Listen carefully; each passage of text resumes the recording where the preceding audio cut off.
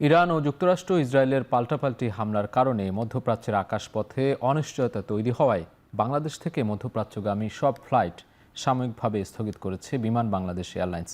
পরবর্তী নির্দেশনা না দেওয়া পর্যন্ত এই সিদ্ধান্ত বহাল থাকবে বলে জানিয়েছে কর্তৃপক্ষ। স্থগিত হওয়া গন্তব্যগুলোর মধ্যে রয়েছে Abu Dhabi, Dammam, Sharjah, Doha, Dubai, Jeddah, Kuwait, Muscat, Medina ও রিয়াদ। একই সঙ্গে এসব বিমানবন্দর থেকে বাংলাদেশগামী নির্ধারিত ফ্লাইটগুলোর ওপরও স্থগিতাদেশ আরোপ করা হয়েছে। বিমান বাংলাদেশ এয়ারলাইন্সের জনসংযোগ কর্মকর্তা জানান, যাত্রীদের নিরাপত্তা বিবেচনায় এই সিদ্ধান্ত নেওয়া হয়েছে। পরিস্থিতি স্বাভাবিক হলে পরবর্তী ঘোষণা দেওয়া হবে। এদিকে ইরান ইসরায়েল উত্তেজনার জেরে কাতারে বাংলাদেশি নাগরিকদের বিশেষ সতর্ক থাকার অনুরোধ জানিয়েছে দূতাবাস কর্তৃপক্ষ। সবাইকে সামরিক স্থাপনা থেকে দূরে থাকতে এবং নিরাপদ স্থানে থাকার পরামর্শ দেওয়া হয়েছে।